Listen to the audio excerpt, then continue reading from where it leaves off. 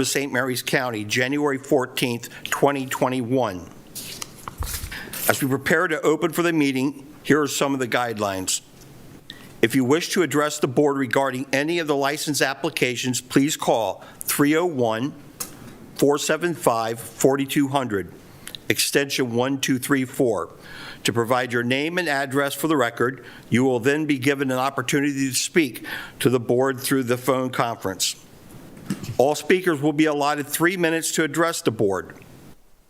At the end of the 3 minutes, our communications director, Elisa Casa, will let you know our time has expired, as we ask that you respect the 3-minute time limit in order to give all those who wish to participate an opportunity to be heard. Video submissions, written exceptions, or testimonials, including petitions, were accepted up to 72 hours prior to the meeting. This public hearing is being televised live on St. Mary's County Government TV 95 and the county's YouTube channel. It will remain available for on-demand viewing on the St. Mary's County Government YouTube channel. My name is David Willenborg, and I am the chairman. To my left is Leonard Cole. Pardon me, to my right, to your left. To my left, we have Barbara Hill. Aye. Our new member, Richard Watts. And online, we have our vice chairman, April Trosbach. Hello, April. Can you hear me? Thank you. I can hear you, Mr. Chairman. Tamara Hildebrand, who's our administrator. Chris Beaver, our board attorney. Susie Dean, who's a recording secretary who I believe is in another room. She's actually out today, and our inspector is covering for her. Kevin Hall, our inspector. Sergeant Steve Myers, who's our enforcement officer. Elisa Casa, the web moderator. Thank you all. First item is going to be the approval of the agenda. Has everybody reviewed it? Yes. Do we have a motion to approve today's agenda? I'll make a motion. I'll make a motion. We have a motion from Mr. Watts. Okay. I'll second that. We have a second from Mr. Cole. All in favor? Aye. Aye. Aye. Opposed? None? Passes. Thank you. Next is approval of our minutes from 10 December 2020. Do we have a motion to approve the minutes as written? I make a motion to approve them. Okay, Ms. Hill has a motion to approve. Do we have a second? I'll second. We have a second for Mr. Watts. All in favor? Aye. Aye. Opposed? Passes. Old business. So this is Rod and Reel, application of Sahid Mahood and Samina Saeed to transfer Rod and Reel LLC Class A1 beer, wine, liquor license from Joseph A. Bannon and to trade as Rod and Reel SS Management LLC, 18161 Three Notch Road, Lexington Park. So we have the applicants online. Mr. Cole, will you swear them in? Yes, Mr. Mahood and Ms. Saeed, do you hereby declare and affirm under the penalties of perjury that the testimony you're about to give will be the truth and nothing but the truth?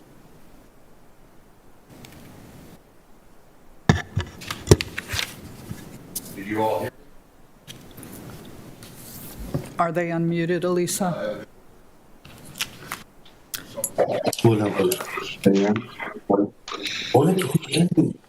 Can you hear me, sir? Yes, sir. Okay. Well, yes, I do. Yes, I do. Do you hereby declare and affirm under the penalties of perjury that the testimony you're about to give will be? Yes, I do. Yes, I do. Yes? Both of you? Yes. Yes? Breathing. Okay, thank you. Mr. Whitell, can you hear us? Yes, I can hear you. It was a little garbled there, but I can hear you now. Okay, would you like to lead off your clients, or how do you want to proceed? Sure, I would be more than happy to, Mr. Chairman, and thank you.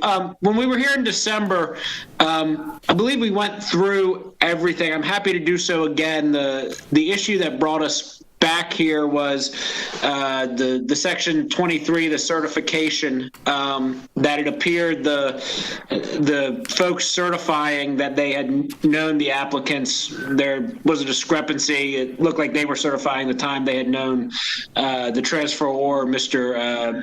Baden, and the board asked that that issue be rectified. It's my understanding that a corrected certification has been submitted.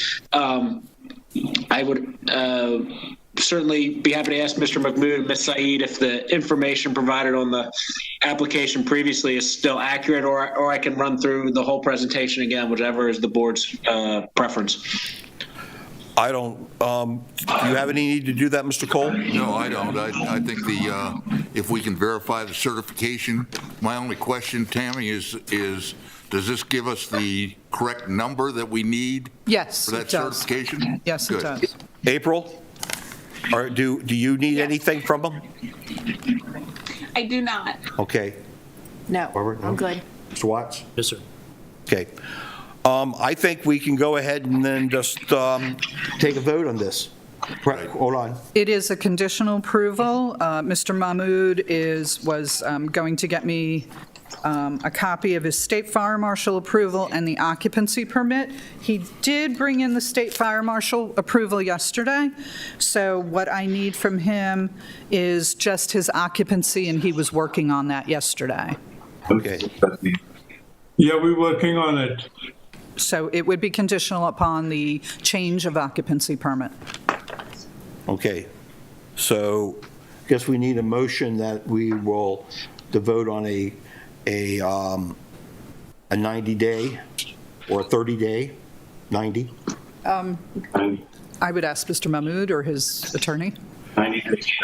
Was not 90 days? 90-day conditional, would that be sufficient for you to finish the rest of your action items, being the occupancy permit? If the application is all finished before the 90 days, you do not have to wait the full 90 days.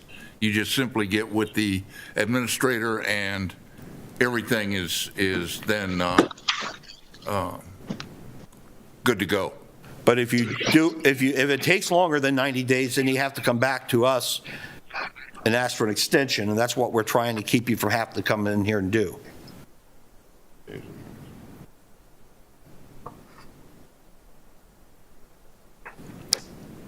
Mr. Mahmood, how much time do you need to take care of the UNO? Maybe a month. 90 days. 90 days. If we finish before, we can submit before. Okay, 90 days. Mr. Mahmood, I can call you afterwards and explain. As long you can get it done sooner than 90 days, and it will take care of itself at that point. But they want to give you enough time to let you get it done, so we don't have to come back here in 4 months, really. So if 90 days is sufficient for you to get that change of occupancy permit issued and just submit that to Ms. Hildebrand, that should be the end of the matter. All right. Okay. So is 90 days good? That's what they're asking you. Yeah, That's okay. Okay. So who would like to make a motion, frame a motion for this? I can make a I'd like to motion. make a motion. Okay, April, please. I'd like to make a 90-day conditional approval for the application of Shahid Mahmood and Samina Saeed to transfer Rod and Reel LLC, Class A1, BWL license from Joseph A. Baden and trade as Rod and Reel SS Management, LLC, 18161 Three Notch Road, Lexington Park, Maryland, 20653. This is a 90-day conditional, and we will be awaiting the occupancy permit. Thank you. I'll second that motion. Your second. Mr. Cole seconds the motion. All in favor? Aye. Aye. Opposed? None? Passes. Thank you. Thank you all very much. Yes, good luck. Thanks.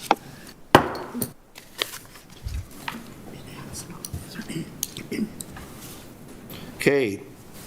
Next order of business is going to be the Board Administrator's Report. Pass it over to Tammy. Okay, thank you, Chairman.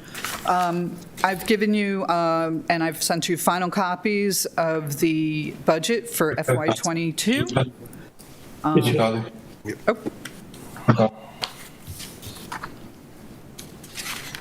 Oh, yeah, okay. And I think you had, it is the same that we had discussed at the last board meeting. This is the final copy that will be submitted to the county commissioners. So, What is the date on the submission, Tammy? actually, the deadline is tomorrow. Tomorrow, huh? Yes. Okay. So I will be sending that, once you make a motion to approve, I will be sending it this afternoon to our finance department.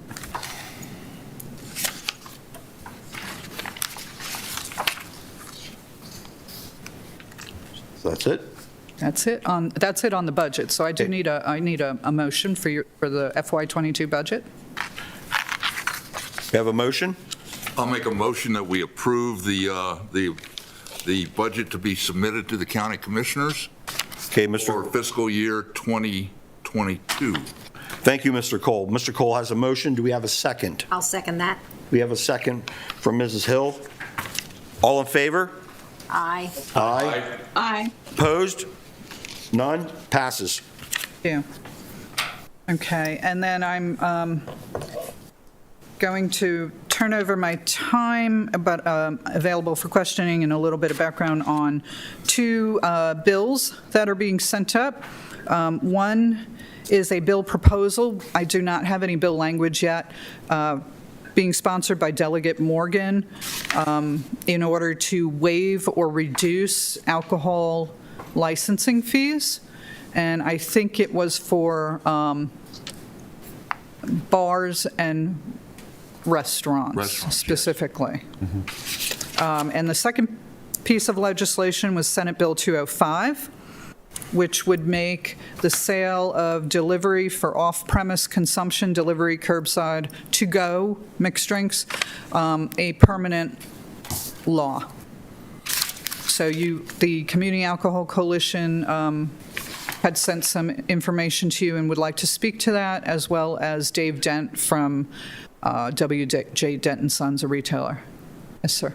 Wasn't there a sunset clause in both of these also? There's no 30 days? there's no sunset clause in there. That was some suggestions that were made. The Maryland Alcohol Licensing Association has been discussing the potential of this for quite a while now, so those were some of the concerns that they had expressed. Mr. Dent also, in his letter, stated that he would be okay with a sunset clause for and we're talking about SB 205. The other the bill to Delegate Morgan's proposal to waive license fees for bars and restaurants, there was no sunset clause. It was just a one-time, from what, we haven't seen language, so it may have changed. I can't speak to that. But at the time that he did put it out, it was just the upcoming year's license fees for those types of businesses. And that was on condition that they had already purchased this year's current license. Right, okay. So I only have a handful of businesses that have not purchased it. They would be affected by this if they don't purchase it. They would be ones that could take advantage. So, but there's only a handful. Like, when I say handful, I mean 3. Yeah, my only concern is the off-license, the Go Cups and everything. If it doesn't have a sunset clause, then we will have to revisit this, I guess, or the legislature. No, it would become permanent. It would become permanent? It would become permanent, yes. The proposed bill is for permanent. It's permanent? Yes, sir.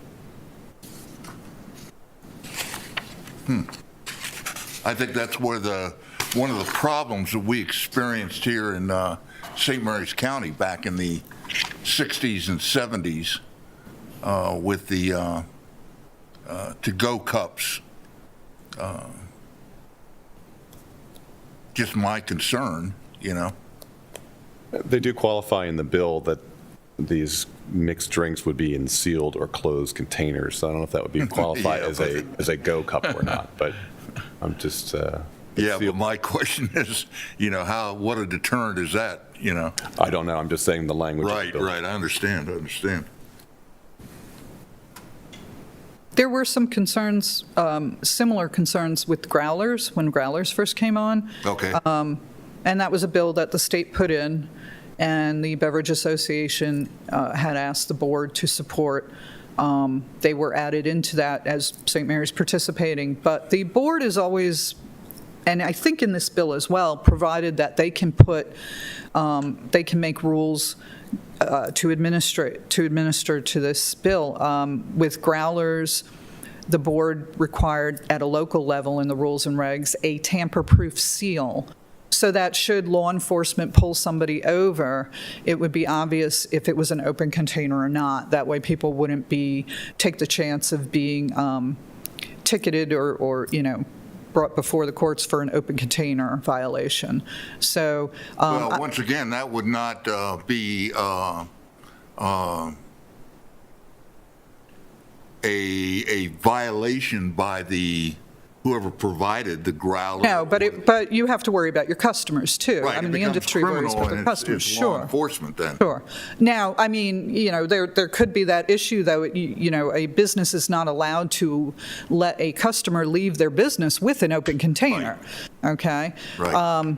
The other thing is, the inspector was out at one of our local establishments and realized to-go right now is legal under the governor's emergency order. They're actually using, I believe he said, and Kevin, he can't talk to us because he's in the call room, but I want to say it was like, they were using crowlers, and I don't recall if he said 16 ounce or 24 ounce, but a crowler is you've heard of growlers, those are reusable. Crowlers are not reusable, but it's a can and it's sealed. The establishment can seal it.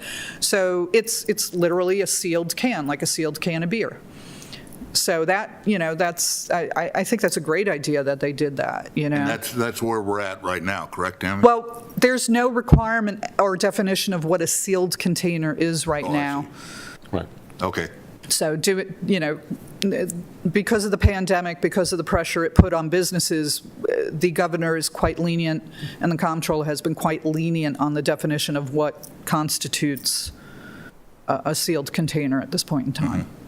But if you're going to make something permanent, the local jurisdictions do have the ability to put their own rules on this if they, and Chris, correct me if I'm wrong, but is this another statute that jurisdictions can decide whether they want to participate or not? Well, this is, no, I mean, I would imagine this is statewide, so this would be set for the whole state and every jurisdiction within it. So I would maintain that each individual jurisdiction can then, like you said, can add their own individual requirements, let's say, to this. So if we're concerned about the definition of a sealed container, again, this bill, the proposed bill, and they go on further later in the bill to qualify sealed container, which is, closed with a cap, cork, seal, or lid with no holes for a straw or sipping. If that's not sufficient for this jurisdiction, we could go further. But this is a statewide bill, so. Correct. As a commission or as a board here in St. Mary's County, we have really no jurisdiction except to impose something for St. Mary's County, correct? Sure, that's correct. Okay.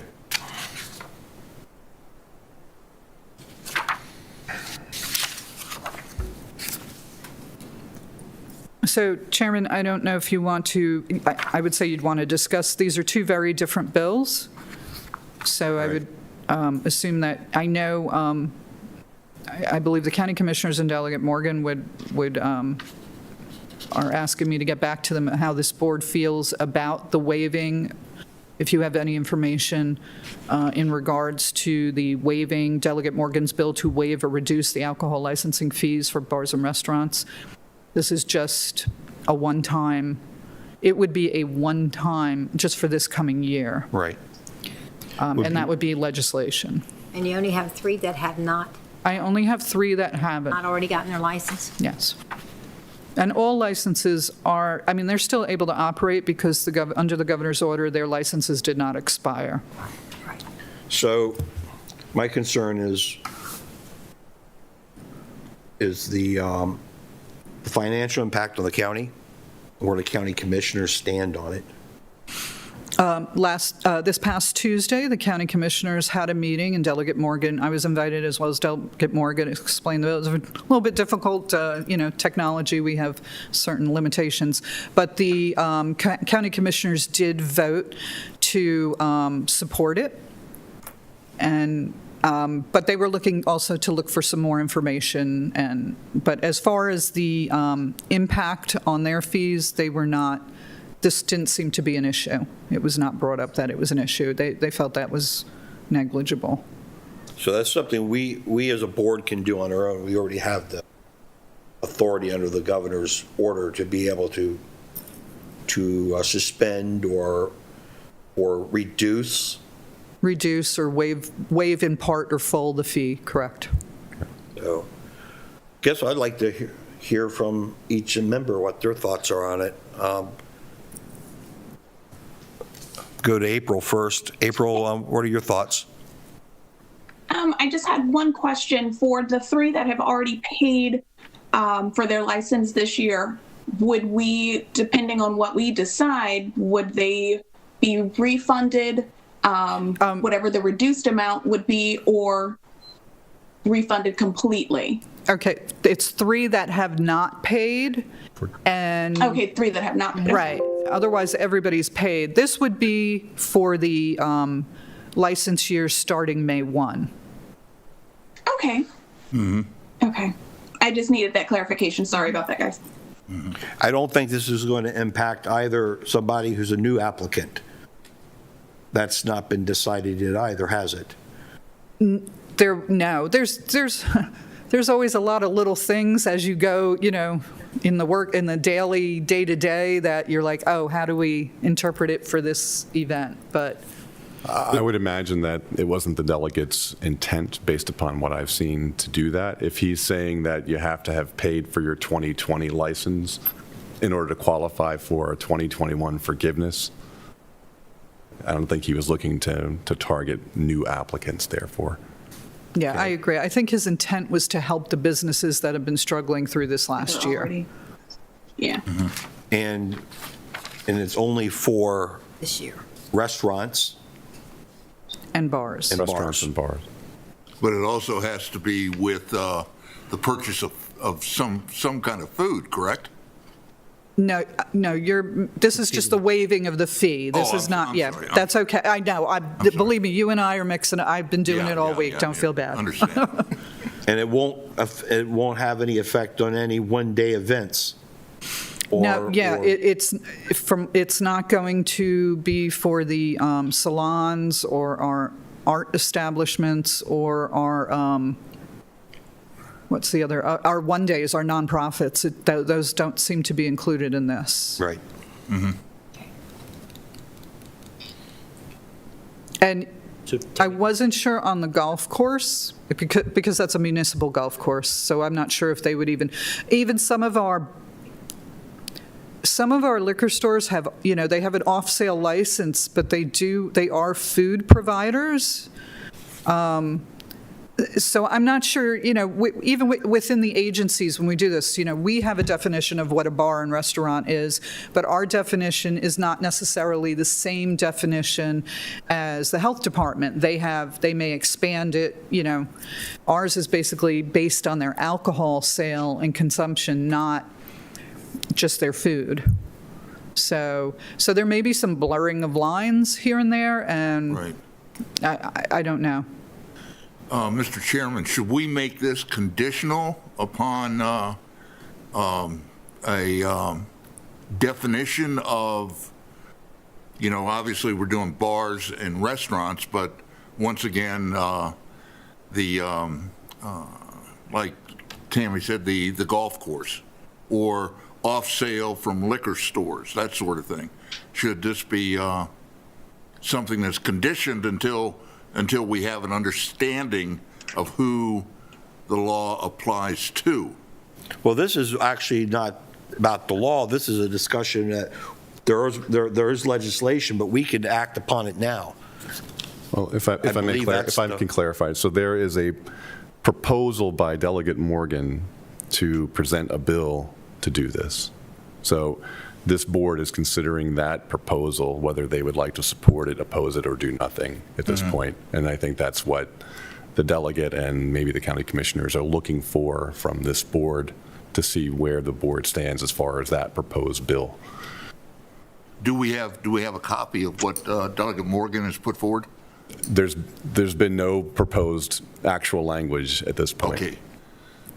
So I think, as I understand it, they're maybe just seeing where everybody stands, testing the water a bit to see whether he's going to put the bill forward or to actually prepare a bill. That's my understanding. So they're not really asking us to vote on it, they're just asking us if we approve or go along with what they're suggesting. Again, it's within the purview of this board to decide what it would like to do, right? Whether So, we think it's something they should proceed with or not. to support or not to support or do nothing. But there's nothing to look at, and there's nothing to read and nothing to approve Except for the bill. at this point. Correct. As of Tuesday, the delegate hadn't had any language drafted yet, no. So there's nothing that for us to approve. I Well, I guess, think this becomes a moot point then. well, it could be a matter of, are we going to oppose it, or are we for the general concept? We're either for it or against it, and basically, Well, that's what when they're it- asking. Or something else. Or something else, and the something else is, We don't know. so, So, Tammy, as I understand it, with the current executive order, right, this board has the ability to Yes. waive those, right? Yes, The biggest yeah. challenge that I understood when I was reading this was that, if that executive order then is Lifted. lifted before the proposed bill is approved. And it sounded like there was going to be a bill that was going to, be moved forward. There was all anticipation it was probably going to pass and would probably become effective July 1. July 1. Correct. And so, so then the only, I think, challenge really for this board would then be if the executive order gets lifted before that bill becomes law, right? Correct. So beyond that, then it's just, this board would be supporting in the near term the executive order to waive those fees. And it sounds like there's 3 businesses that would need to pay 2020s to be eligible for the fee waiver for the upcoming under the Correct. executive order, correct? Correct. Okay.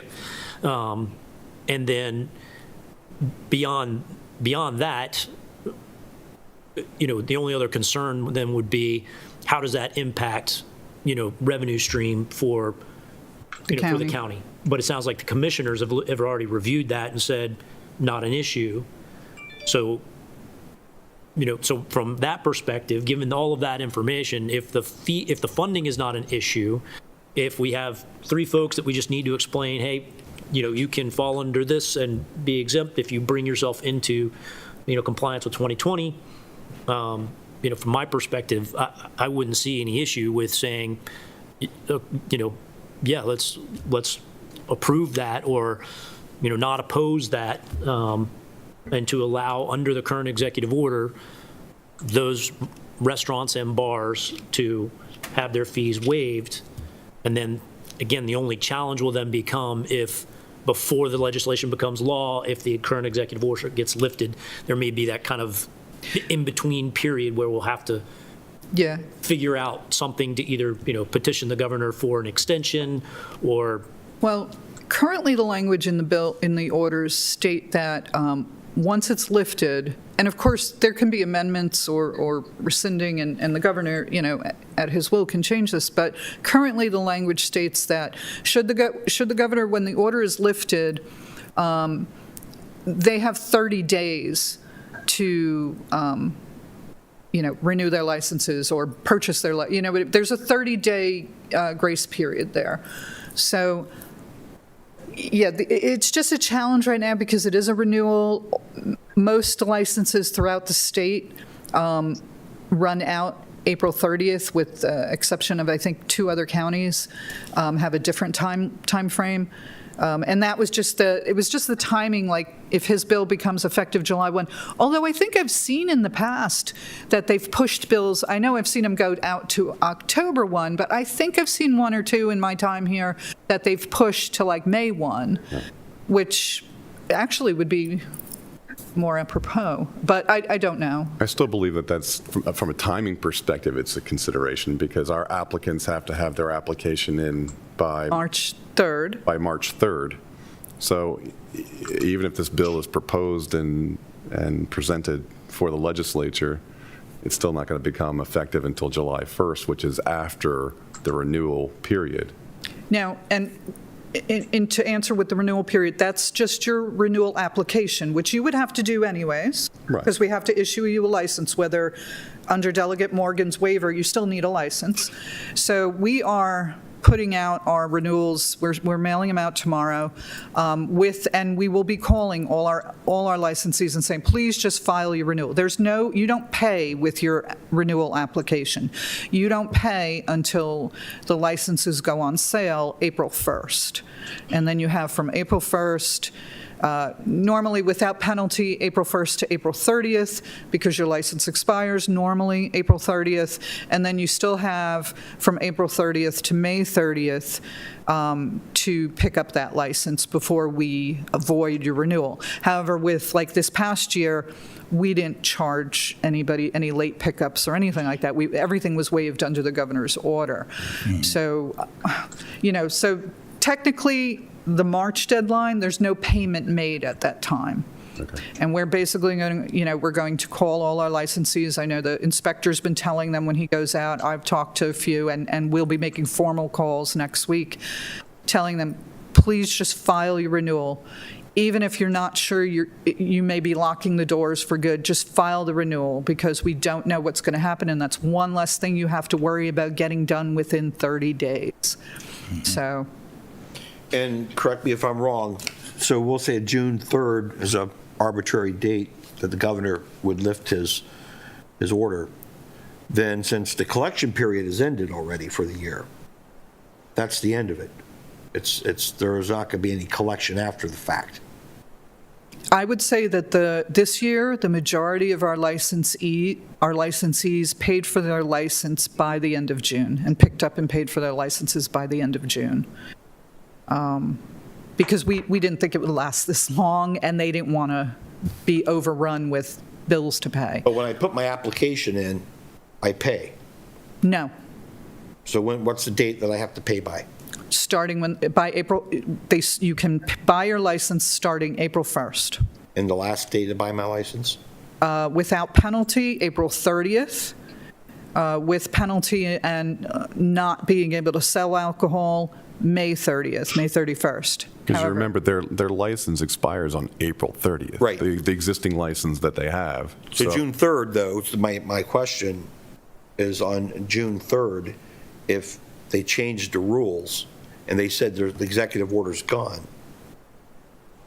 the people who have applied for a liquor license for 2021 will not have to sit there and pay after that date because they've applied. They were going to have license in hand by then, are they not? Yes. Yeah, what do you say? What happens if I get a license and I haven't paid? Okay, well, here, you can't get your license right now until you pay. So the license sits there. Okay. And the license you have on the wall also under another governor, under one of the other orders, does not expire, Okay. which is what we had this year. Nobody had to close their doors and stop operating because of licensure. Okay, they didn't pick up their licenses, but they continued to operate under the license on their wall that had technically expired, but under the governor's order was given a perpetual expiration date until the order was lifted. That is what you would have on June 3rd as well. Nobody would have, if they hadn't, they could go purchase their license, and that's another question. If they went and purchased their license, would we have to refund it?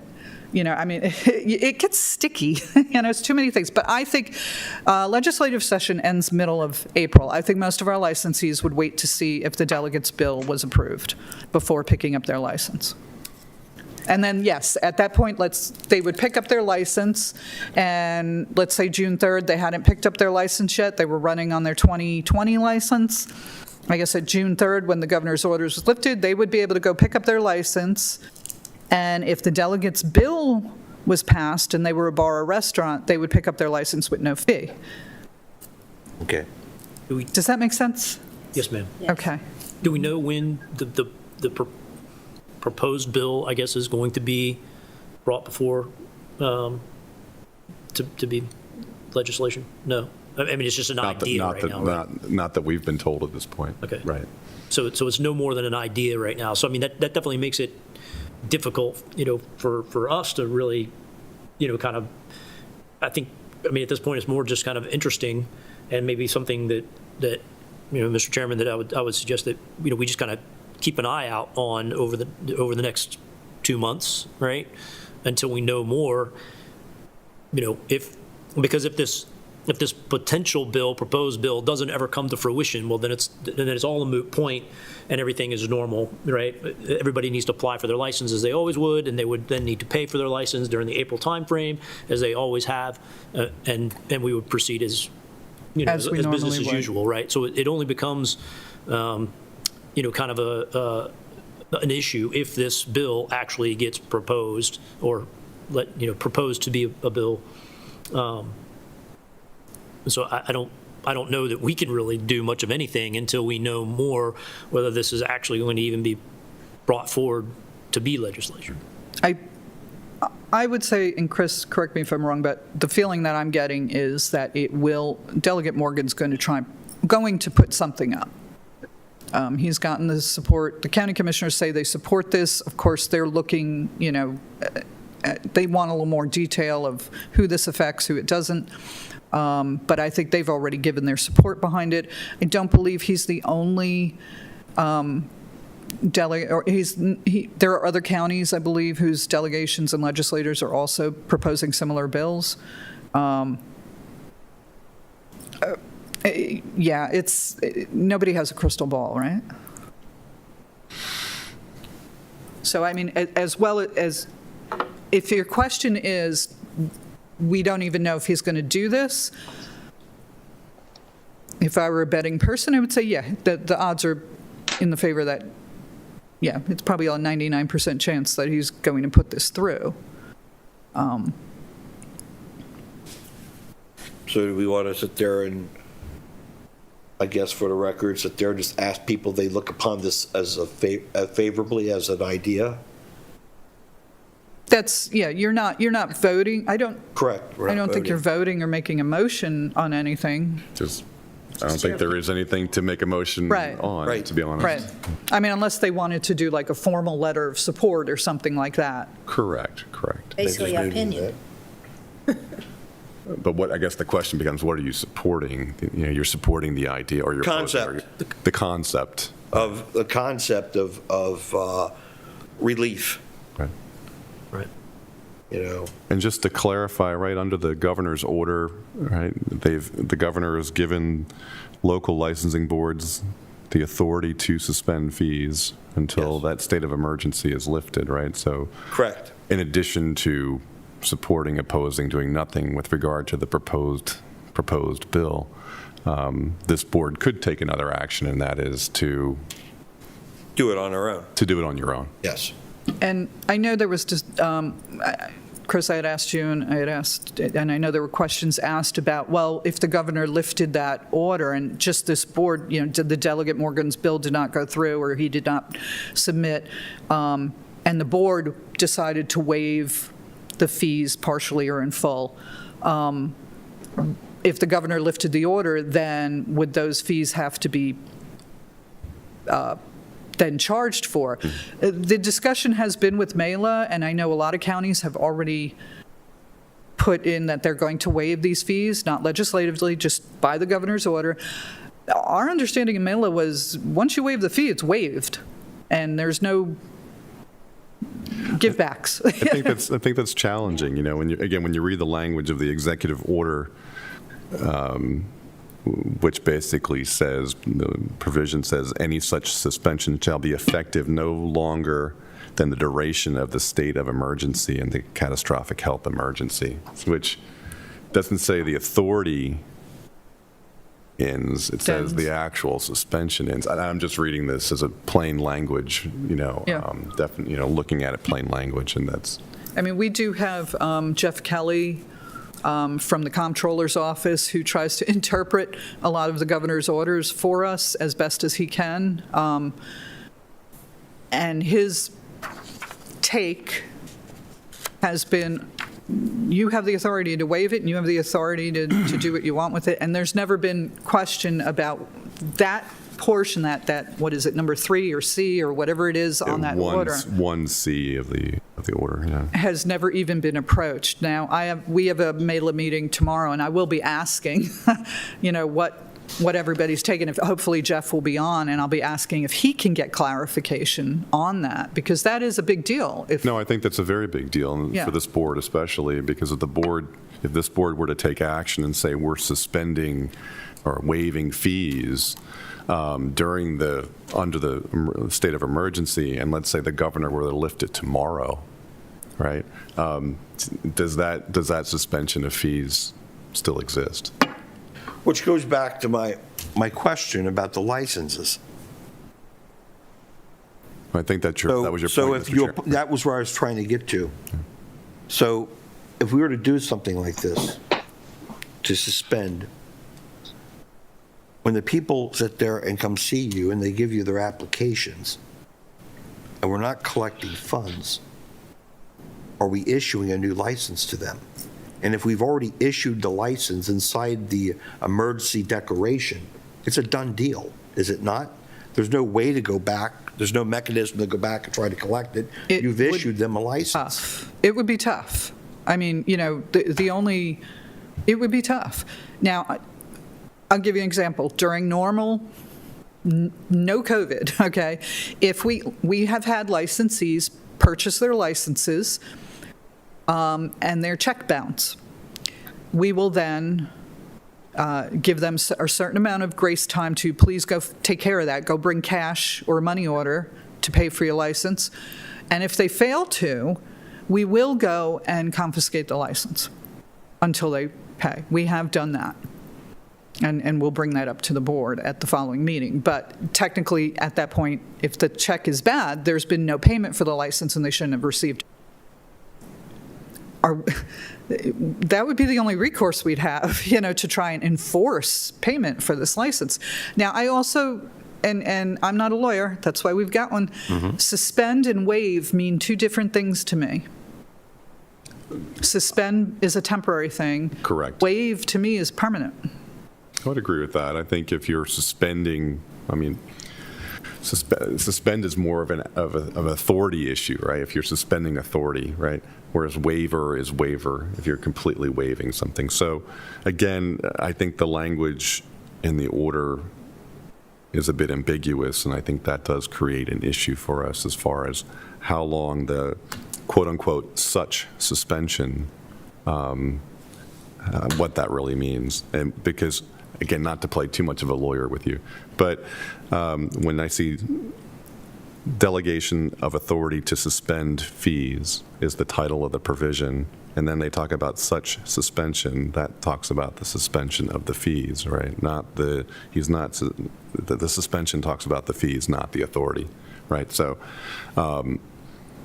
I think that's something we should get clarification from the comptroller's office if we can, to find out if this board were to suspend fees for, let's say, this year, whether if the state of emergency ends before, let's say, before someone pays for their license to be renewed, would they still be qualified for a waived fee or a suspended fee or a waived fee? I think that really becomes the question. Okay. And so, Mr. Chairman, I guess then the question becomes, is it this board's ability to suspend those fees only attached to, the existence of the executive order, right? So, Yes. So being right then, because that's the question, right? If they lift the executive order, then does that any decision therefore made become null and void, right? Which seems to be the question, or. If you make a decision based upon the executive order, does that decision then carry, Right. regardless of the lifting of that order? No, and I think that's correct. I think that's a correct question to ask. And who can answer that question? I think the answer, well, firstly, I think the first question you asked is whether this board has the ability to waive fees outside of the executive order, and the answer is no, because a lot of these fees are statutory. Right. Okay, so hence why you have the executive order from the governor giving you the authority to do that, right? So that's why we lead to the next question, and that is, if we exercise that authority as a board, how long does that authority last? Does it go on for the rest of the year, even if the state of emergency ends, or does that what you've done end at the state of emergency? I think that becomes a bit of an interpretation question that, again, we've gone to the comptroller's office to seek help in these situations, and I think that's where we would have to go to find kind of the answer to that question. So I guess maybe where we go from here is to have that put into our agenda for next month Okay. under old business. Be able to have those questions, and maybe an opportunity for a county commissioner or the county commissioners to weigh in on it as well. So, Mr. Chairman, I believe Mr. Dent wants to say something. Okay. Mr. Dent? Yes, thank you, Mr. Trossback. I'd just like to give the board, if I may, Mr. Chairman, a perspective from retailers on the issue that you're talking about, waiving the fees. I think that the concept that I would ask you to support is to not have to have the retailers pay the fee. And just to put that into perspective for you, in most cases, I could take the retailers could take that money and actually fund payroll for 1 or 2 employees for a couple of weeks. So, I just want to let you know that's perspective that a retailer would look at this, that we would truly appreciate the support in having the fee suspended or waived. I mean, I understand the complications that you gentlemen and ladies are talking about, but I think just the concept of helping retailers by allowing us to keep some money to keep our business operating, whether it's for vendor payments or payroll or whatever, I would appreciate it if the board could, at least agree that the concept would be noble here. Thank you, sir. Mr. Dent, I have a question for you. Yes, sir. Do you think the package stores have been impacted by COVID, or are they doing well right now? Each business is different. I know some stores that are doing okay, and I know some stores that aren't. The restaurant and bars have been, I believe, hit significantly worse, Okay. Just because of restrictions on how many people we can have in our restaurants, the capacity limits, and things like that. In my opinion, it would be great if we could waive the fees for all classes of licenses, for retail licenses, commercial licenses. But anything would help. If it was just for the restaurant and bars, that would help. If it was for liquor stores, restaurants, and bars, that would help. All retail businesses, whether alcohol related or not, are struggling right now, and any type of relief that we could get would be very helpful. Mr. Dent, are you here today on behalf of the association or on yourself? Well, unfortunately, I'm here on behalf of the state organization. Unfortunately, the local association haven't had an opportunity to have meetings to discuss this, so I'm not comfortable saying that that my voice would be for them until, we actually have a meeting and I get permission to do that. I have attended some state board meetings, the Maryland State Licensed Beverage Association, where we've talked about these things. And, actually, so I can say I'm speaking for the state association. Plus, I'm actually just speaking as a retailer. Things have been tough for everybody, whether, like I said, whether it's an alcohol retail store or any other mom and pop local businesses. We're having a very tough time. And, we appreciate any type of support or help that we can get. Thank you, sir. Appreciate it. Yes, sir. Any discussion, any more of the committee? April, do you have anything? Any questions? No, sir. Okay.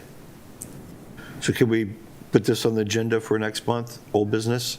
Yes, I will. I've put on, and this is the, what are the parameters of the governor's executive order giving you guys the authority to waive or suspend fees? Yes, ma'am. And we'd like to have some idea about where our elected officials stand on the other issues, like you said, the golf course, maybe package stores, whatever. Find out what they're, have them weigh in on that. In regards to the governor's order for your authority? Regarding of waiving fees, period. Okay. Scope of, because Okay. we had a discussion about not understanding the scope of it even from the bill, what it was going to cover, and then there's the whole issue of nonprofits and things like that. So I'd be interested in hearing from people of regards to that. Okay. And Mr. Dent here is speaking for the state associations that there and said that it's across the board, the impact. So, any other discussion, guys? No? No, sir. Okay. And I do have one question in regards to the delegates' proposal of putting a bill together. I know I'm going to go, because I will call the county commissioners. I'll call Dr. Bridget later today and see if she can get me the information on how the county commission, because they only answer to bars and restaurants, and that's the data, money data I gave them. But I will say that, there is this governor's order that gives you the authority, but how do they feel about other fees, other license classes, Yes, ma'am. including the nonprofits? But I know at that time, they're going to ask, well, how did the board feel in regards to, did you have an opinion or otherwise on the delegates' proposal? I think so far, how do you guys feel about it? Everybody have some interest in this? April? I definitely have some interest in this. I'd like the parameters to be laid out a little bit more and make that clear, but anything that we can do to support the backbone and foundation of our county, our small businesses, I think we should really support as long as it's within reason. I agree. I agree. I agree as well. So I would say that the board all agrees with that, yes. Understood. Thank you.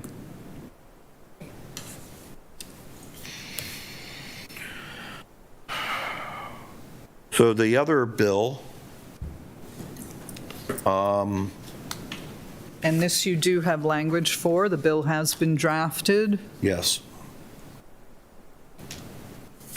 Yes, this is an issue that we can decide if we want to recommend, say we support it, or we can say nothing. Support, oppose, or yes? Or take no position. Absolutely nothing. Or take no position, it's up to you. And Mr. Dent is I'm assuming here, as according to his letter, it's for W.J. Dent. I guess he's speaking to that bill as a retailer. But you also have the Community Alcohol Right, Coalition. which you're going to do the presentation, which is going to be the other way. So So I don't know if you want to hear from them first before you discuss, or, I think we'd want to hear from them first. okay. Does everybody else agree that we should hear from CAC before we discuss Yes. the other bill? Absolutely. Okay. But following on to that, I'd also like to hear if Sergeant Myers has any information as well. Have we had any issues here locally, as during this pandemic they've been allowed to sell or delivery off premises? Have we had any issues, or have local businesses been responsible as they can be, ensuring that packaging is sealed, that purchasers are over the age of 21 and so forth? But they may be addressing some of these in the presentation that we're about to hear. So I'll hang tight and see what CAC is going to present to us. Want to let Sergeant Myers answer that question while we're still in that?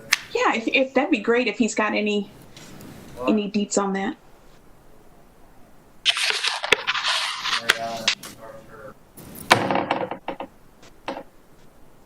Throughout. So I will also answer Okay. the question during that time. Okay, so we will skip the rest of that part for now. The coordinator report, you want to speak on that right now? Sure, I can do that. Thank you. In reference to December, of course, New Year's Eve, big night for everybody, but lo and behold, everybody paid attention to the COVID restrictions and closed at 10 o'clock, as they should have. There was one situation that I had to corroborate that they were going to close at 10 o'clock because on a Facebook post, they said they're going to try to be the rebel of the crew and stay open until 0200 hours. They don't agree with it. But after about 45 minutes of conversation with this individual, he agreed, and I followed through, and he closed at 10. So you probably have that information if you see it on the report. No need to discuss it on the TV set. However, during that period of time for December, I did 18 alcohol compliance checks, and of course, numerous times we would go back and forth to the businesses that were busy, such as Action Lounge, Heavy Hitters, Seabreeze, things of that nature, just to make sure that everything was copacetic with patrons. And everybody was good, believe it or not. As far as that, I already said 18. We had 17 DUIs for the month of December, and I attended 3 meetings. Mary Ellen? Yes. Would you like me to discuss the numbers that we spoke of yesterday? Sure, as long as you're bringing it up, yeah, why not? Okay, well, this will tend to also answer April's situation. As far as my observations going throughout the county, everybody is trying their best to conform to the COVID type situations. There's been a couple times where they may have stayed open until like 10:20, but that's just allowing people to, eat their dinner and go out, finish their dinners off. So we're not bugged about that, of course. Where it's an actual bar, they've been very good. Some bars have a lot more patrons than others, so therefore it takes a longer time to disperse. But at no time is it an exhausting period of time, such as an hour or 2 hours over. That would deal with the health department's compliance anyway, but we continue to do that. We'll go out with the health departments for the COVID checks, so that's a positive note on everything. And I think the retailers are getting used to the situation. I mean, it's hard to get used to COVID, but they're at least getting used to the situations and what the requirements are, what we ask of them. I know a lot of people don't like to be told what to do constantly, but I think they're doing their fair share. We're doing our fair share. I'm the cooperating person for making sure that everybody's in compliance. I'm only one person also, so therefore with the question that, the to-go cups, very hard to do an enforcement action, say if it's a delivery to the residents, because we're not there to corroborate that they're checking IDs or whatever the case may be. Same holds true with a restaurant. I mean, unless an officer happens to go by and he sees an 11-year-old kid getting, the to-goes and he notices, it's just being proactive. You can't constantly surround, that's where you put faith in the retailers, to do the right thing, have their employees check the IDs before they are sending them on their way with their to-goes or the deliveries. And the last thing that I'll speak about, which Mary Ellen wanted me to speak, her presentation's going to deal with most of this also, but she wanted to specifically know statistical values through the Sheriff's Office for the year of 2020. We had 200 DUIs, and out of that, we had fatal accidents were 12.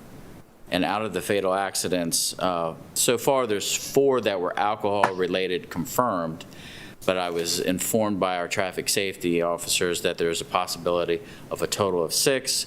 2 toxicology reports have not come back, so out of the 12 fatal accidents, it's a possibility of 6, but 2 have not been corroborated. And that just is going to kind of be a segue for Mary Ellen's PowerPoint. And that concludes my report. Thank you. Anybody on the board have any questions for Sergeant Myers? Not at this time. No. Okay. No questions. Thank you, Sergeant Myers.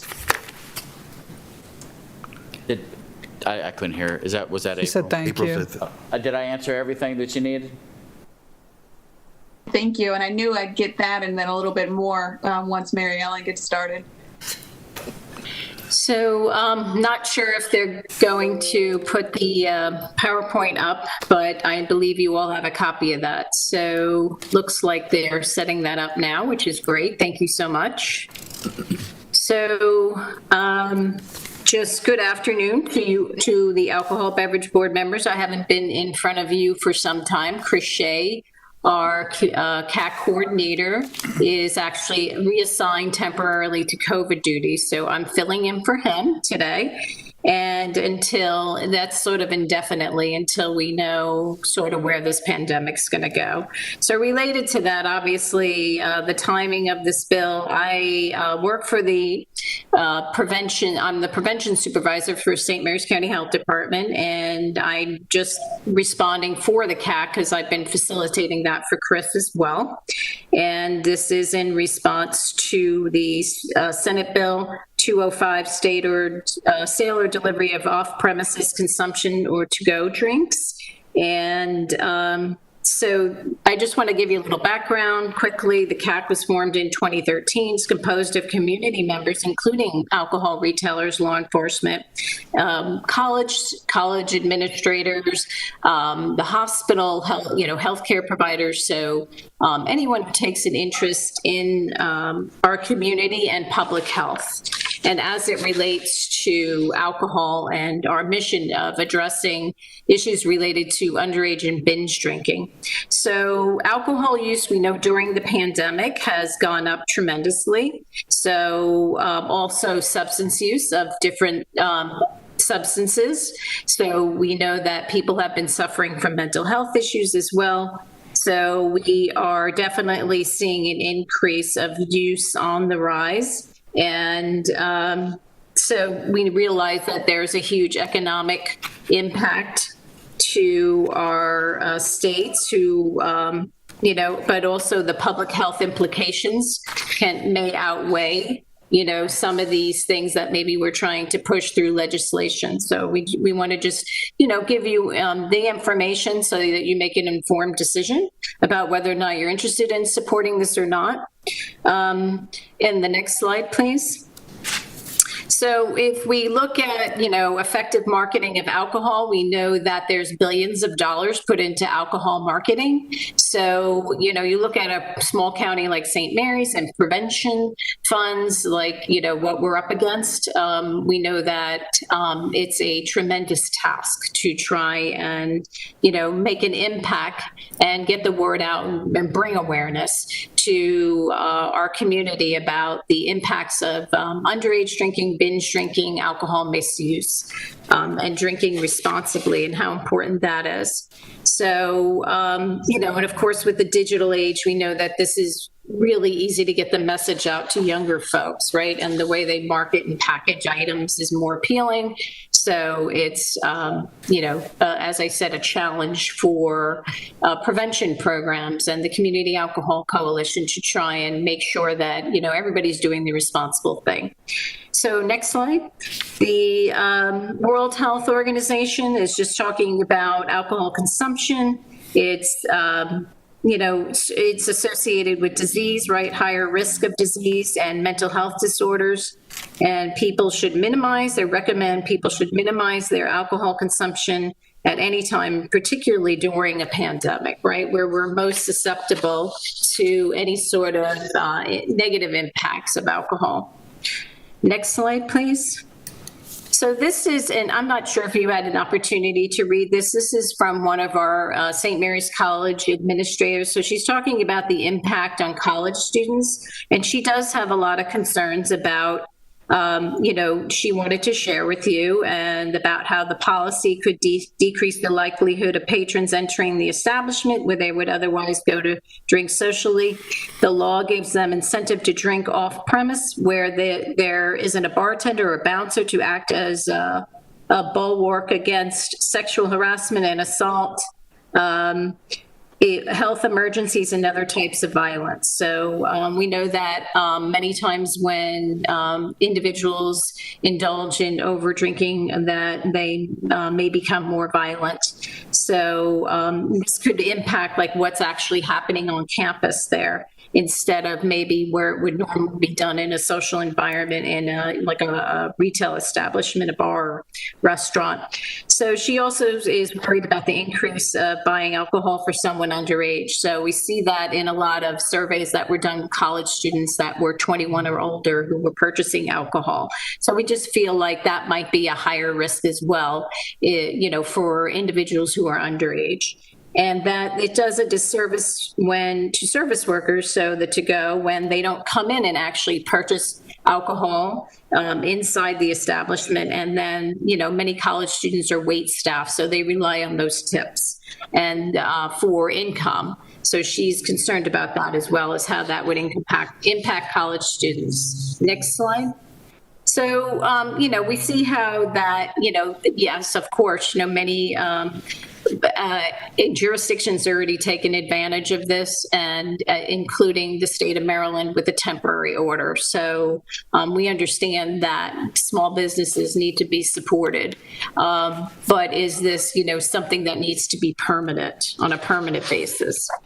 Because we know that the pandemic and this emergency will be temporary and will be lifted at some point. So we would hope to be able to go back to visiting these establishments and enjoying spending time in them, and you know, frequenting them, and also you know, having social events there and that sort of thing, gatherings. So next slide, please. So this is just sort of a timeline of what's been going on with the changes and how they've progressed over time, but also that pre-COVID, these were not allowed statewide. So just keep that in mind, that, you know, this was something that was not done prior to the pandemic. So meant maybe to be sort of on a temporary basis until we get through this. Next slide, please. So the implications of changes in alcohol availability. So you're shifting from on-premise to off-premise consumption, which can be associated with violence due to unsupervised drinking. Worldwide, 63% of violent injuries in emergency rooms involve alcohol by the victim. In the US, 55% of victims of domestic violence who could report whether their attacker had been drinking, believe they had. Police reports, 18 of 22 police departments surveyed. It reported an increase in domestic violence calls in March. And confinement, unemployment, economic instability, and alcohol consumption increase the risk of child abuse. At the same time, that, also where teachers and social workers and pastors are shut down, so they don't have eye-on contact with children. Next slide, please. So even though this data is from the state of Maryland, even though the traffic has dropped by 50% on average in the month of April, the number of fatalities remained the same. The data on alcohol-impaired fatalities, unfortunately, was not available. We had some local data from Sergeant Myers. And so the more severe the crash, the more likely alcohol was involved. And we saw that, and it looks like it'll be about 50% of those fatalities involved alcohol. So next slide, please. And to summarize, alcohol suppresses multiple aspects of the immune system, so it can put you at risk to fight infections like COVID.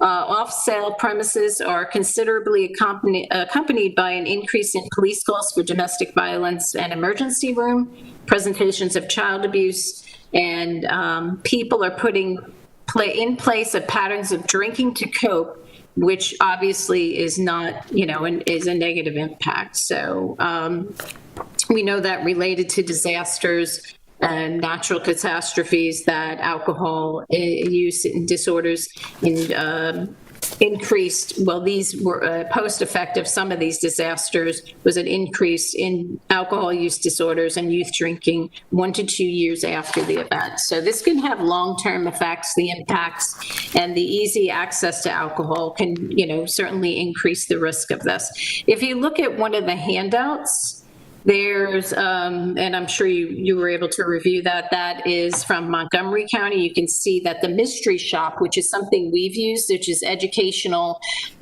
compliance checks, where they have sort of a decoy who's not law enforcement, but just goes in and checks to see if the retailer actually ID'd the person. So they get like a green pass or a red pass. If they didn't check, they get a red pass, a red card. If they did, they get a green card. So they utilize this on these to-go cups in Montgomery County, and they found that 55% of the restaurants did not check mystery shoppers' ID when they come in, which is huge.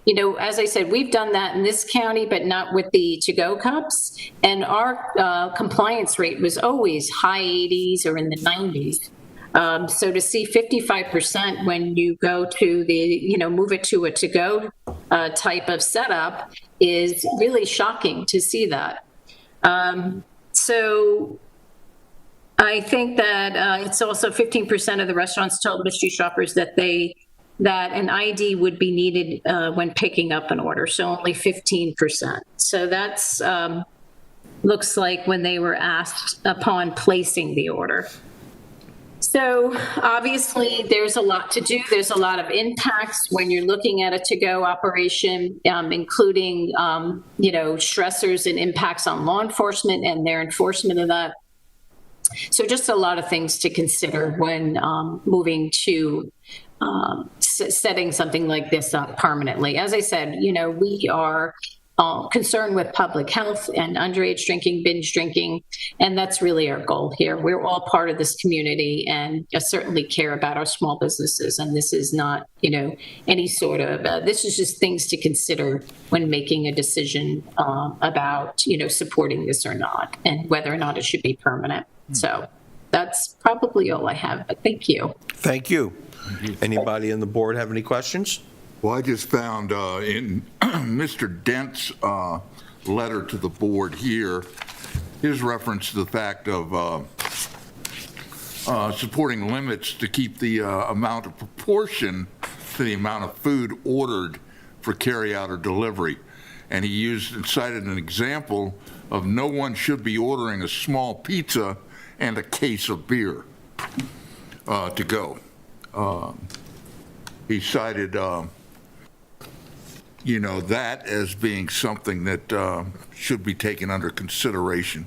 And I appreciate Mr. Dent's input on that point. Do that.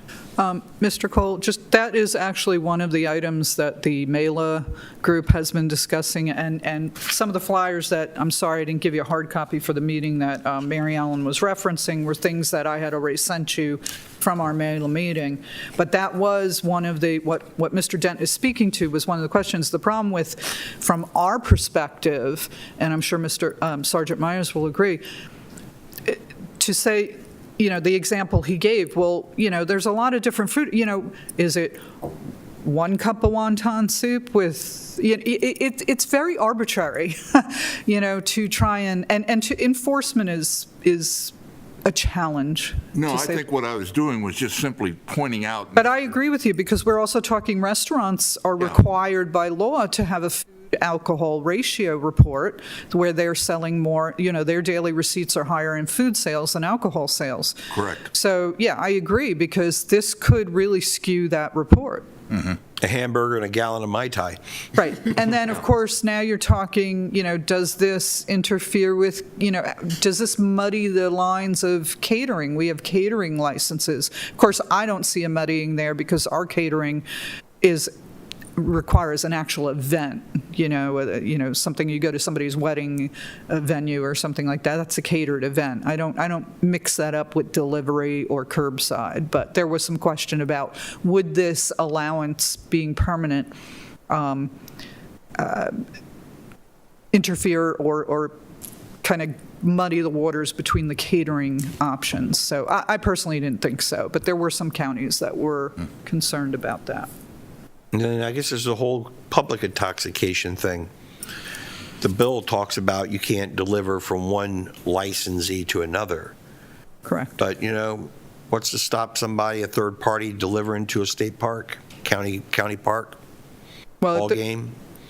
At this point, okay, so in that law, I think it also states, maybe in that bill, I believe it said something in regards to not being able to deliver, obviously, outside your jurisdiction, so your county. And even during COVID, you cannot use a third-party delivery system for this. Now, Mr. Dent can speak, because he did add that apparently there is a bill on the table or in process to allow third parties to deliver. But we've discussed that too in the MELA group, and the concern is, well, who do boards, who's going to enforce that? If you've got Grubhub or any of the food delivery, or even if you're using FedEx, I mean, who hits the, we have an over service or even if you could enforce, if you could determine that, who gets the citations? Who does the board bring before them? Who's at fault? There's that issue. And these are just things that we've been throwing up and around at the MELA discussions since this pandemic began, and with the to-go cups. It's, we don't want to hurt our retailers. We know everybody's hurting. And even the customers, the consumers. There are consumers that are, even with the limited opening of the restaurants and bars, there are consumers that are reluctant for a variety of reasons to go and sit down. So the to-go or the curbside allows them to still enjoy their retailers and support their retailers without fear of exposing themselves to the virus. And what happens when it's one thing getting it, ordering a drink at a bar. It's a whole different one when you're delivering it, and you're delivering to somebody's house. And maybe you're delivering to somebody who's already has already been overserved because they've been drinking at the house. They've been drinking their bottle of scotch, and now they're loaded, and they finished it off, and they order something else. And then when the person says, no, I'm not going to sit there and give you this, and then the threat to the delivery person being physically assaulted or something. Have an overservice at your own house. Right. Well, and that's an aspect that we thought of too. The delivery person then is, we saw this with Tipsy Taxi and with some of the Uber drivers where they were picking up people at bars, but then, there were assaults. I mean, alcohol doesn't always bring the best out of us, especially if we've overindulged, and we do things that we would not normally do.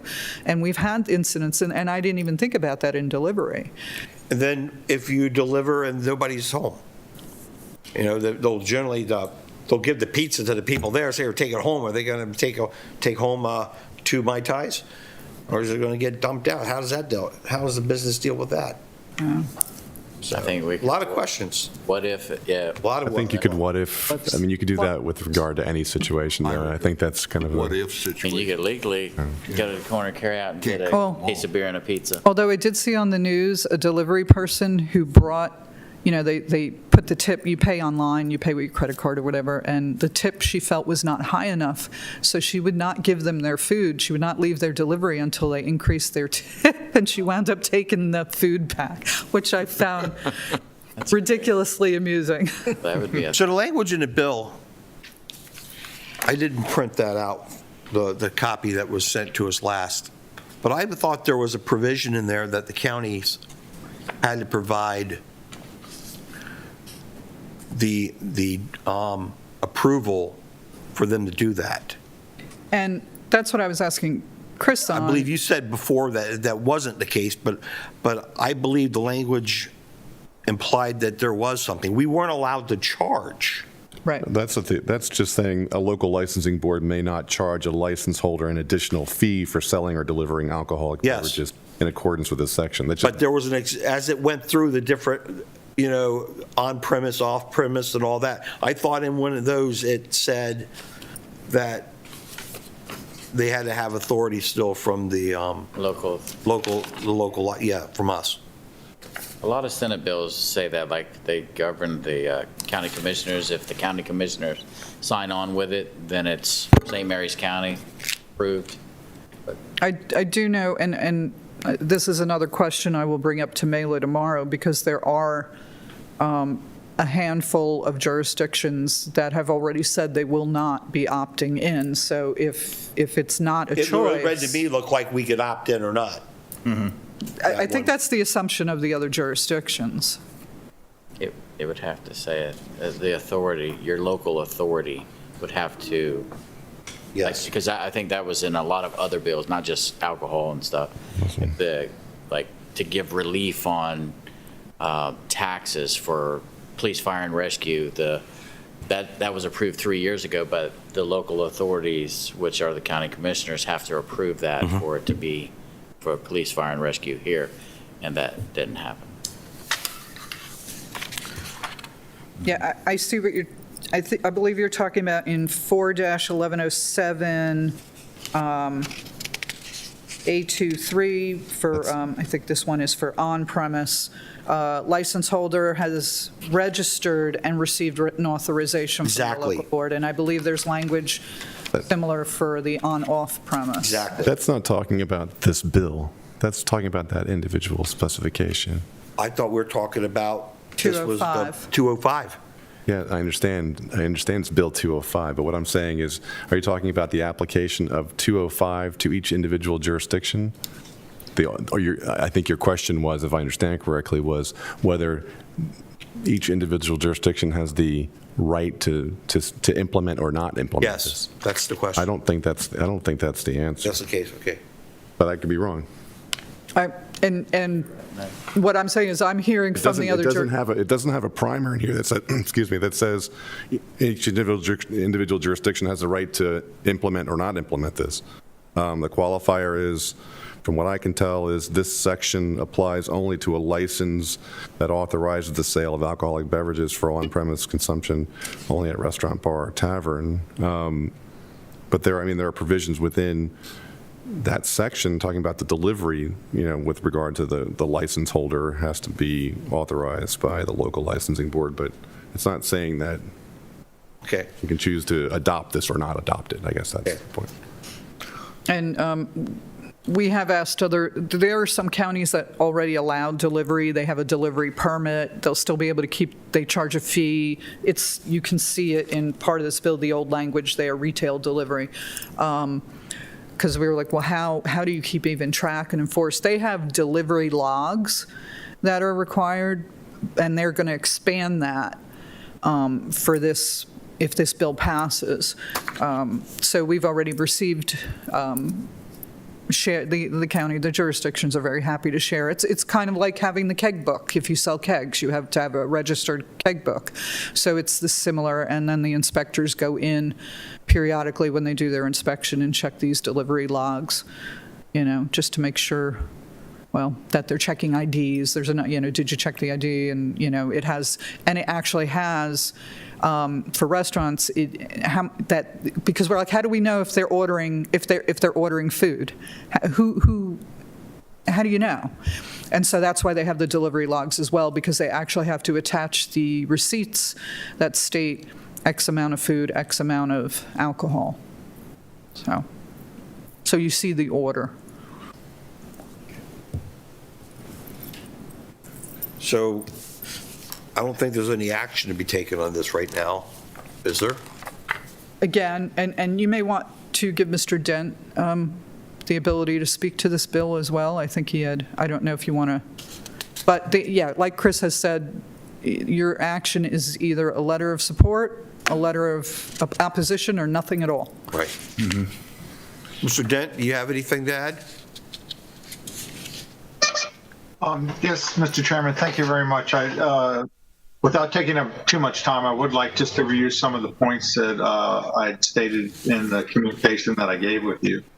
And first, too, I'd like to thank the CAC for supporting the alcohol licensees in the county. We try to work very well together. We have a representative that goes to the meetings, and we understand their point of view on this, and we both support responsible service of alcohol, I think. St. Mary's County licensed beverage retailers, we're committed to being responsible and encourage moderation for adults who choose to drink. Cocktails to go are intended for home consumption. And again, with the COVID pandemic, it's just had a devastating effect on businesses. And, in my opinion, I think the Senate Bill 205 is a responsible approach to help our retailers to attempt to recover and continue as viable businesses. I'm going to concentrate a little bit on some of the provisions for on-off premise. This bill is for restaurants, bars, and taverns, so it's basically Class B and Class D licenses. And the way I read the section, and in St. Mary's County, most of these are on-off licenses. There's a few that are only on-premise only, but I believe, Tammy, correct me if I'm wrong, but most Class B, which are restaurant licenses, and Class D, which are tavern or bar licenses, have on-off privileges. Yes. So I kind of, correct? Correct, Dave. I concentrated, some of my my focus just on the on-off privileges. The way I read the law, and of course I'm not a lawyer, but I think part of it says that we may obtain a permit from the local licensing board that would allow the holder to sell a mixed drink or cocktail to go in a sealed or closed container. So it looks like we have to get permission to do this. The drink can only be sold with prepared food. So, this isn't like Mr. Cole had concerns like in the old days where you used to be able to drive up to Duke's Bar and get a rum and Coke and drive off with it. No, that's not what this allows. This would allow us to, if we serve food, to also serve a beverage with the food. You couldn't just come in and get a to-go drink and leave. You have to purchase food. Obviously the customer needs to be 21. We're trained to do that. We're trained to ask for valid proof of age. For deliveries, again, the drink must be in a sealed or closed container. It cannot be delivered or sold after 11 p.m. These are all provisions that are in the bill. For the delivery, it has to be delivered by the license holder or an employee of the license holder, which means that, hopefully, if not TAMS trained, they have some kind of training, in the establishment for how to serve alcohol. It does not allow third-party deliveries, and we're adamantly opposed to having third-party deliveries for alcohol as licensees, Tammy was right. There's no, who do you hold responsible? But if the licensee is delivering it, or an employee of the licensee is delivering it, and if there's a problem, then you hold that licensee responsible for it. So, basically just like on-premise service or off-premise. And then again, we talked about it can't be delivered to another licensed premise or outside of the jurisdiction. It's my understanding that the limits, and I understand everybody's concerned about making this law permanent, and we're not particularly for making it permanent either.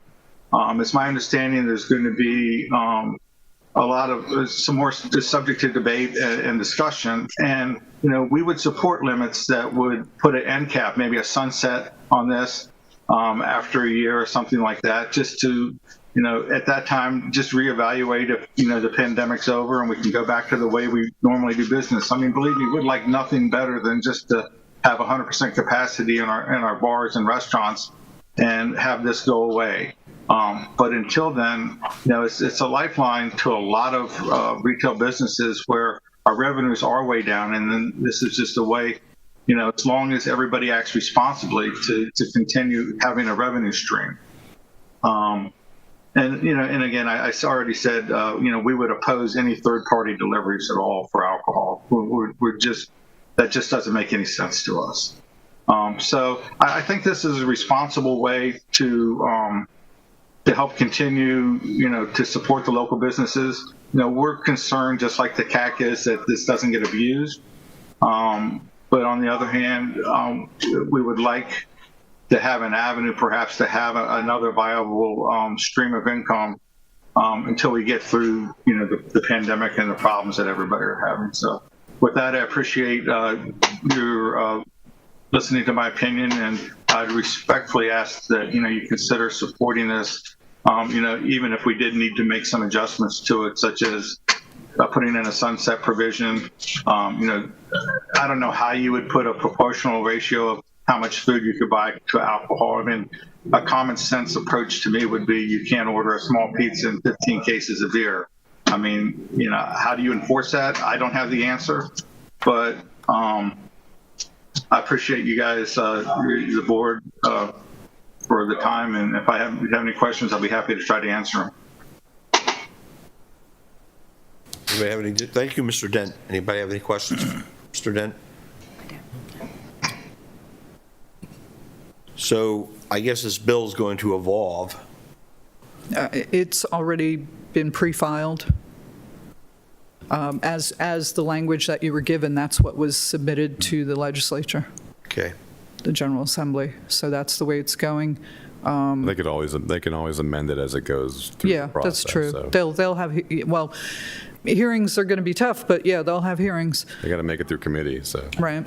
So I guess there's nothing that we really need to do right now because Well, again. bill could change. Yeah, true. But again, they're asking, do you support it? Do you oppose it? Do you not want to make a statement on it? Discussion? April? I'm a little bit torn, basically not knowing. Of course, like I said before, I'm all about supporting local businesses and making sure that they can be able to have a lifeline. This has been traumatic for so many, and I think some of us can't even begin to fathom, because we don't own that small business, that alcohol was such a large revenue for them. But then the precautions, there's so many unknowns, and there's so many things that we can't control. And that's whether, we're post-pandemic and people are buying alcohol at the store and going home. We don't know what they're doing with it. I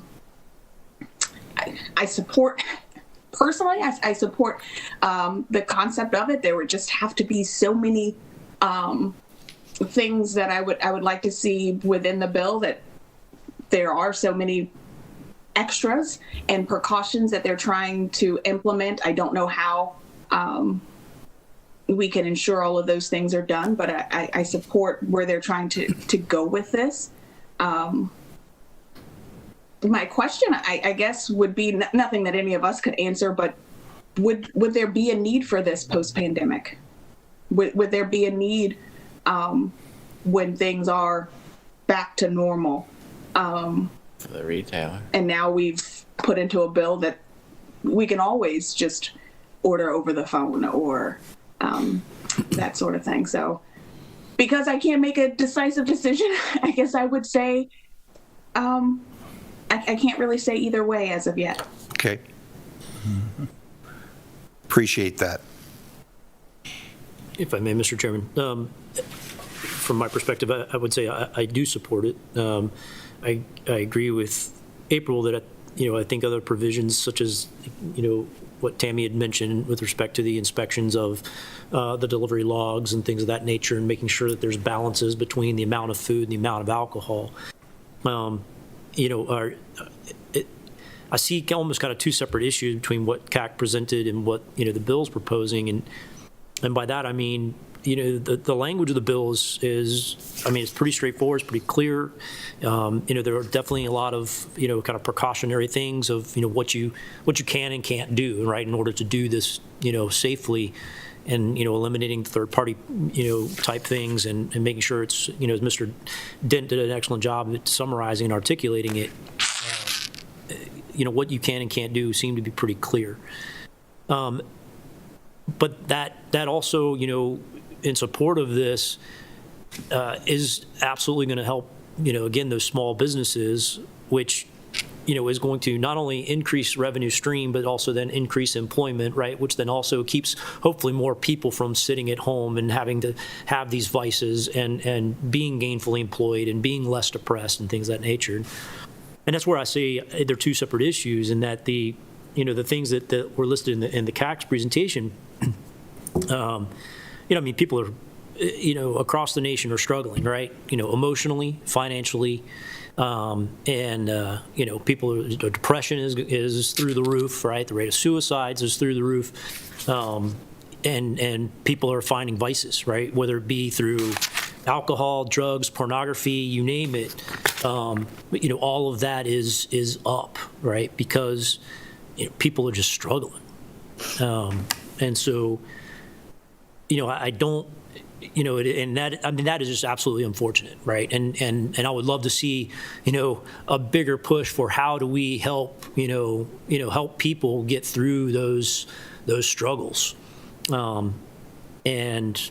I think if people are going to, if alcohol is their vice and they're going to sit at home and drink themselves into oblivion to ease the pain, they're going to do that, regardless of whether they can do it through delivery or they go to, go to the ABC and pick it up and bring it home. One could also make the argument that this might even be safer, right? Because now you've got a sober person who's delivering it instead of somebody deciding to try to go on the road and go to the alcohol store and get more, right? So, you could potentially even make that argument. So, I don't disagree with anything that the CAC was saying. I mean, all these things are absolutely true, but I think it's an independent issue, and it is truly unfortunate. So all that being said, from my perspective, I would certainly be in favor of supporting this because I think it does help the small businesses. It does,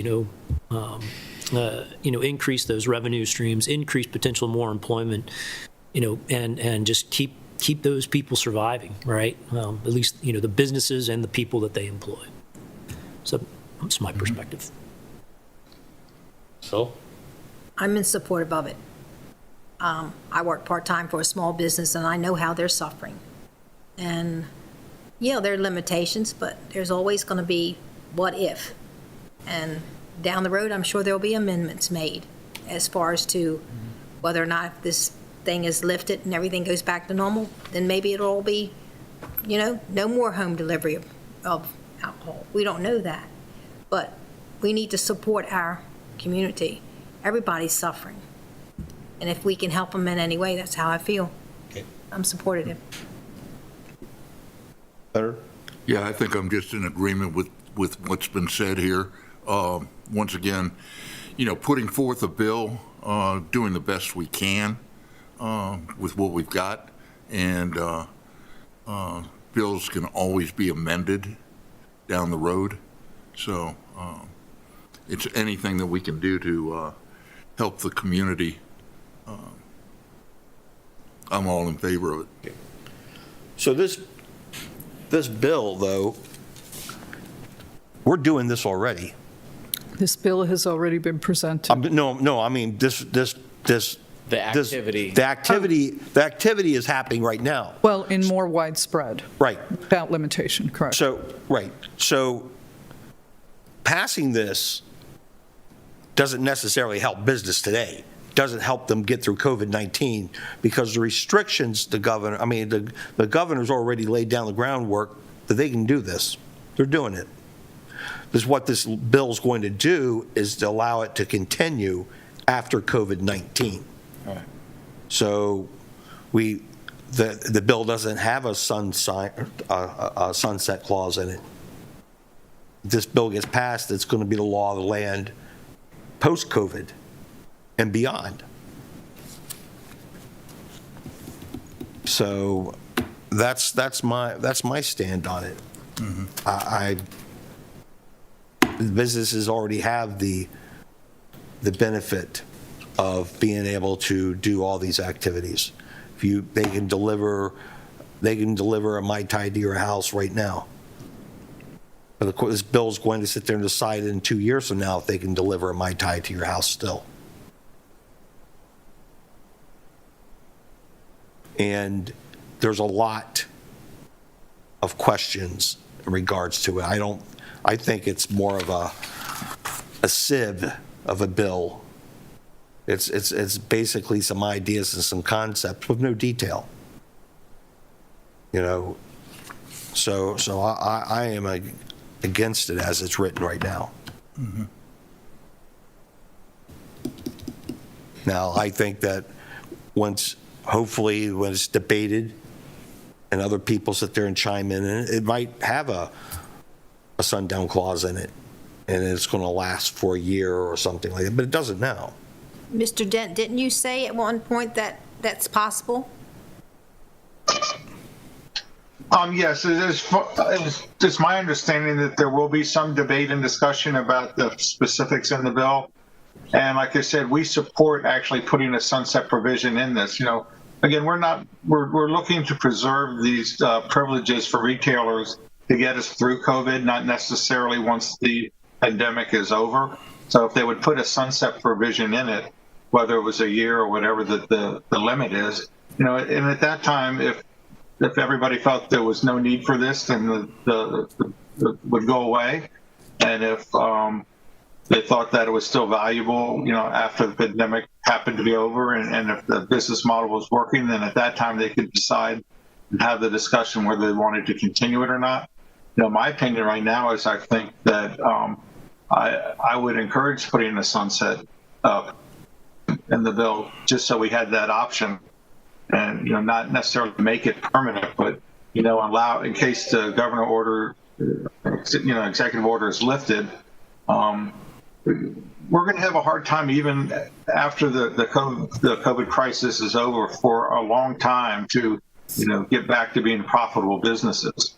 And if we were allowed this privilege and we were able to do it responsibly for a period of time to help us reestablish ourselves, and then at some point after that, then discontinue it, I would be in support of that. Like I said, I'd rather be operating at 100% in my dining room and my bar than having to even talk about this.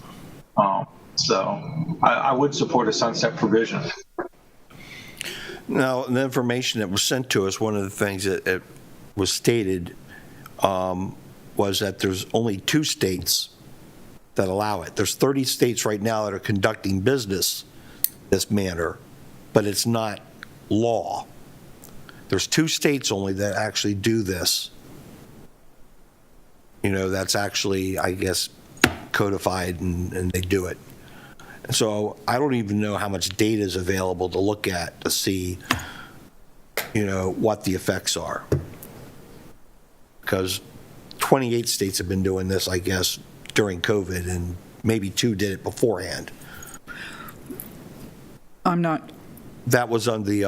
was it one of the May list? It's the blue and yellow presentation that was sent. Okay, I believe it started out saying that there's 30 states, but it only names 2. okay. You see that? Oh, maybe it was, Mr. Chairman, if I may, Yes. this is Dave Den again. I had that at the beginning of my letter to you. That's information that I got from the American Beverage Licensees that about 30 states put this provision in, I believe, since the advent of COVID, and that 2 states so far have made it permanent. The other, 30, the other 28 are still have it as provisional and maybe looking to, extend it further. Okay. So the grand experiment's not very extensive at this point. Talking only 2 states in the union that allow it permanently. Thank you.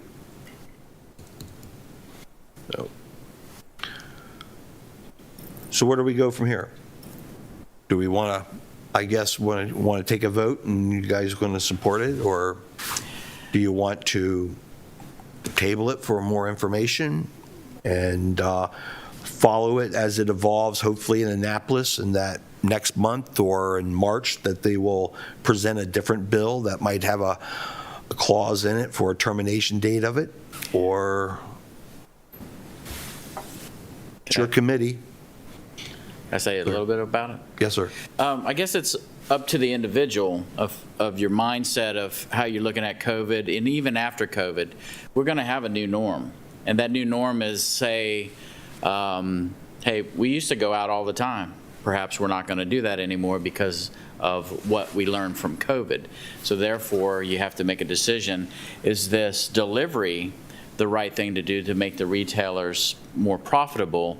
But we're concerned, the governing body is, about the safety and welfare of the community. Checking IDs, making sure you're 21 years or older, making sure you're not getting in that car and going out from your residence after being delivered. I mean, there's a lot of, things that within this melting pot that is positive and negative. I mean, the enforcement factor, of course, we have to speak on that, but to make sure that businesses are moving forward because of the new norm that's going to take place, I don't see it as a negative. I agree with many that we do have to take care of the retailers.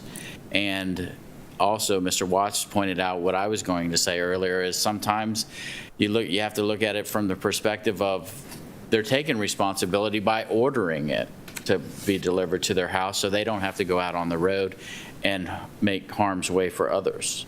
So, there's a lot of things that we have to mix and match and make something very concrete with this. But as far as, I think all of us, we just are concerned with the retailers and making sure that their business is going to move forward. So that's my 2 cents. Thank you. My concern is that bill can change, and you put your name on it, Senate Bill 205, and in 60 days it could be radically different, and you put your name on it still. On the public record, you're going to say, yes, you stood for that. But it got changed. Well, guess what? Your name's still on it, so. That's another what if. Another what if? Yeah. So I like the idea of waiting a little while. Yeah. See what the final bill they're going to vote on. Sure. And then maybe us weigh in on it then. I think everybody has valid points here, but, it's January. And And a bill takes a long time to set in motion. So you have plenty of time. plenty of time, exactly. We hope. So Well, do you need a motion then I need a motion from somebody what they want to do. as to how we're going to handle this? Well, somebody can want to have a motion to vote and say, yes, we support this right now. Somebody can vote and say, we're going to table it and put it into old business, and it'll be discussed, and we'll watch it as it evolves, and we'll vote in it. You don't have to make a motion. Well, right. Not asking for it. But they do have to make a motion if they want to vote on it today. Right, correct. If you want to take action, you'd have to make. I'd certainly be in favor of again, like you said, letting it, letting it evolve. I know for me, I was satisfied with the language that was in it, but others have brought up that there's concerns, and yourself in April that there's other language that you would like to see in it still. So, I'd certainly be in favor of us, pushing those issues and concerns forward to the legislatures so that they can hopefully maybe get those kind of things into a future bill. And it's like even health department. How does the health department weigh in on this, and people mixing drinks and putting them into cups and sealing them up and going down the road with them? It's not necessarily, maybe it's going to be sanitary, maybe it's not. It's a whole different thing than sitting at a bar and somebody's serving you a drink and you see what's going in it. And then there's content labeling and all sorts of other stuff. Yep. Well, I think the bill actually addressed that as well, didn't it?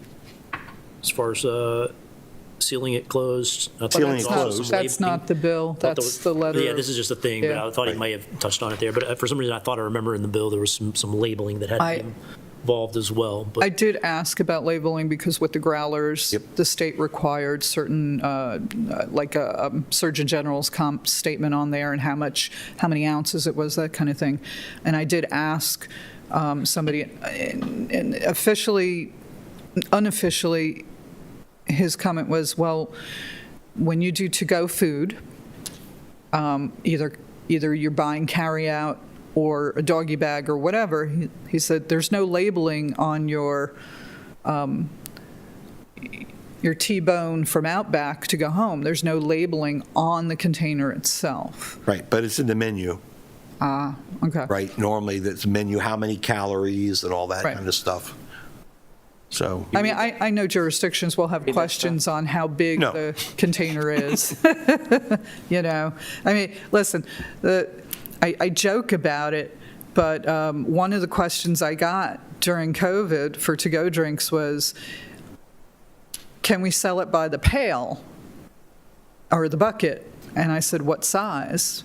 Sand pail or 5-gallon? Because at that point, I was just a little shell-shocked at the time, so forgive me for that answer, but they bought a whole bunch of, the little kid sand pails that they could get covers with, and that's what they were mixing up a mixed cocktail in to go. Right. So, Well, there's a lot of fancy ways they've done it, sealing a gallon bag, that kind of thing. yeah, So yeah. that's wild. Yeah, because containers all of a sudden became scarce. You couldn't get a mason jar anywhere on the continental U.S. for a while. Right. So, But it's going home, so hopefully. so I'm certainly in favor of let's see the bill evolve and table it for a Okay, future discussion. what's your thought? Want to vote? I agree. We can. Okay. I'm in favor of waiting until we see what this bill's going to be. Okay. April? I agree with Member Cole. I'd like to see what this bill's going to evolve to. Like I said, I do support it. I want to make sure that it's going to go in front of someone and things are going to get turned around, and I want to know exactly what I'm putting my name on. I want to know what I'm putting my name on. So, okay, can we put that on the agenda for next month, please? sure. And probably should put it on the agenda for March also. I expect March is going to be where we'd have to make a call one way or the other. Right? Dave may have a better feel for that because normally alcohol, and the way legislative session's going to be done this year, nobody really knows, but normally, Dave, is not Alcohol Day in February? Yes, I'm not sure the exact day yet this year, but it's usually the second or third week in February when the committee that hears alcohol bills will hear. They try to have most of the bills related to alcohol in the same day. So I believe it's the second or third week in February I think it's the third week, but I'm not positive. I'll get back to the board with the day that they have scheduled alcohol day for. So that's- Okay. Thank you. Also, Mr. Chairman, if I just have a few more seconds, if I may, perhaps it would be helpful if you could pass along your concerns the way the bill is written. If there's provisions that you would like to see in it to make it acceptable, I think that would be helpful for our delegation and the legislators just to say, well, if this isn't acceptable, is there something that you would do to tweak it to make it acceptable? So any input that the board would have would be very helpful. Thank you. Okay, thank you. And we do have a history of boards putting in letters of support if. Vineyard delivery. Okay. And one free I mean, stuffed that's- ham egg roll from Mr. Dent.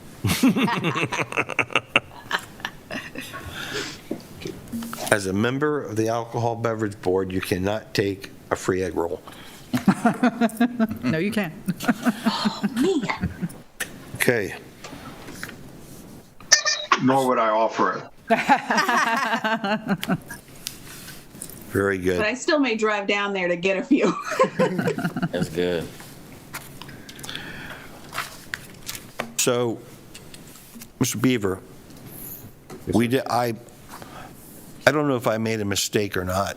When we handled the original applicant, we didn't call in for any public comment, but we didn't have them present a package again. And I looked at it as just being a continuation of what we did, and we were just going to say, yes, this correction is good. Correct. We took public comment the first time, and Correct. we left it open, so it technically was not a closed-out thing, so Okay. you're fine. Thank you. I failed to ask that question in the, No, I was watching that for you. I think you're fine. thank you. Do we need to take any public comment today? Because there was none with the applications or anything? No? Okay. And, And Susie never had anybody call in? well, it's Kevin. Kevin, pardon me. Would you like me to check with the teleconference Yes, center? please. I didn't see any calls, but I'll be happy to Yeah. check for you. For what? It is part of the original presentation that we tell people they can call in. Oh, he's talking about Rod and Reel, but I don't We think there were. took public Hi, comment. Kevin. This is Elisa Casas. I'm calling from the Last Commissioners' meeting room to see if you have any we public have- comments for today's Alcohol Beverage Board meeting. No calls received today. Thank you, sir. Thank you. To the board, no calls received today. I was unclear. I assume you're talking about the application.